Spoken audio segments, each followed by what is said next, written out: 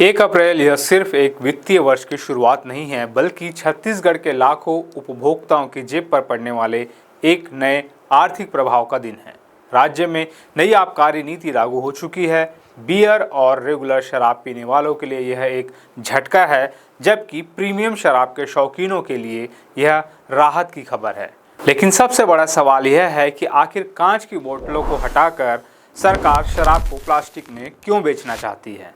आज की इस विशेष रिपोर्ट में हम बात कर रहे हैं छत्तीसगढ़ सरकार की नई आबकारी नीति 2026-27 की।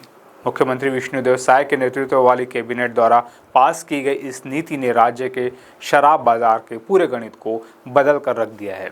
किसी भी राज्य सरकार के लिए आबकारी विभाग राजस्व का एक बहुत बड़ा स्रोत होता है। हर साल नीतियां इस तरह बनाई जाती है जिससे सरकारी खजाना भी भरे और अवैध तस्करी पर भी लगाम लगे। इस बार सरकार ने ड्यूटी स्लैब में भारी बदलाव किए हैं। पिछले कुछ वर्षों से छत्तीसगढ़ में शराब के दाम, टैक्स और कांच की बोतलों के टूटने से होने वाले नुकसान को लेकर लगातार बहस चल रही थी। जब भी शराब की नई खेप आती है तो ट्रकों में लोडिंग अनलोडिंग के दौरान भारी मात्रा में कांच की बोतलें टूट जाती थी। इसका सीधा नुकसान सरकारी राजस्व को होता था।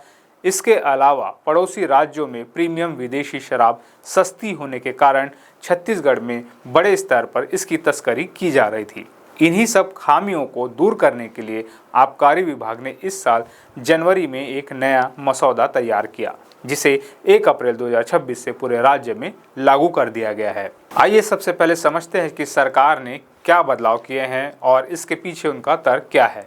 नई नीति के तहत विदेशी शराब, स्पिरिट, वाइन और रेडी टू ड्रिंक पर 50% तक काउंटरवेलिंग ड्यूटी तय की गई है। सरकार का यह फैसला एक खास टैक्स रेशनलाइजेशन रणनीति का हिस्सा है। इसके तहत महंगी प्रीमियम शराब के दामों में लगभग 1,000 रुपये तक की भारी कटौती की गई है।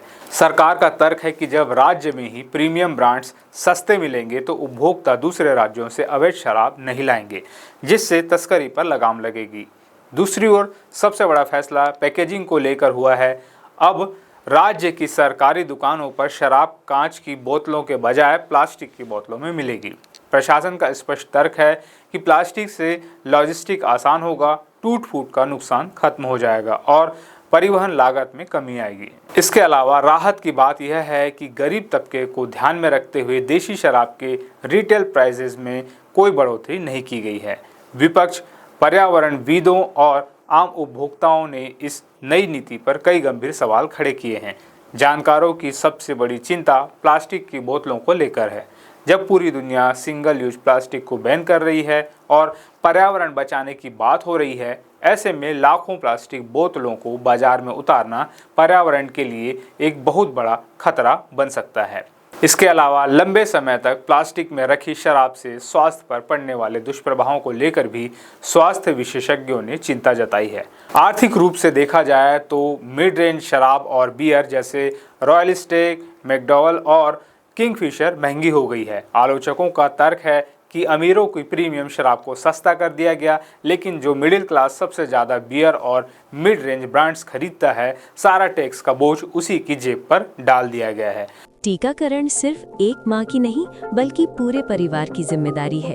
घर के कामों में हाथ बटाएं ताकि माँ बच्चे को समय पर टीका लगवाने ले जा सके।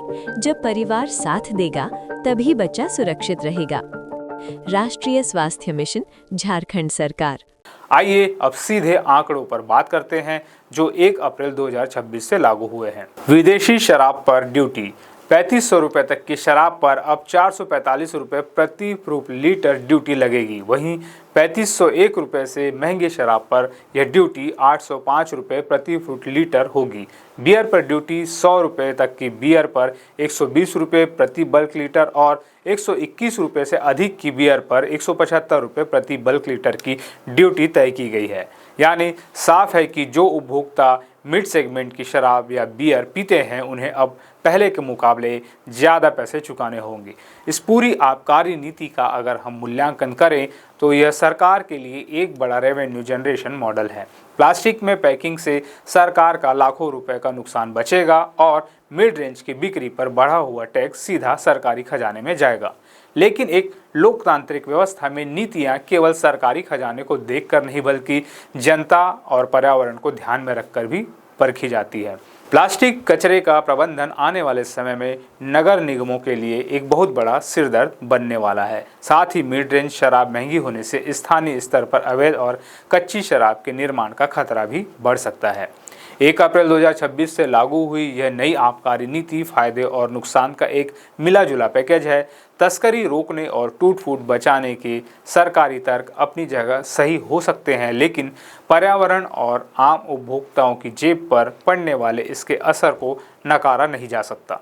आने वाले कुछ महीनों में यह साफ हो जाएगा कि क्या यह नीति सरकार के लिए गेम चेंजर साबित होती है या फिर यह एक नया विवाद खड़ा करती है। आप छत्तीसगढ़ सरकार की इस नई आबकारी नीति को किस तरह देखते हैं? क्या शराब को कांच की जगह प्लास्टिक के बोतलों में बेचना एक सही फैसला है?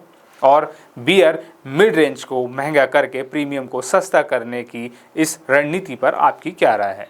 अपनी राय नीचे कमेंट बॉक्स में ज़रूर साझा करें और हमारे चैनल को सब्सक्राइब करें।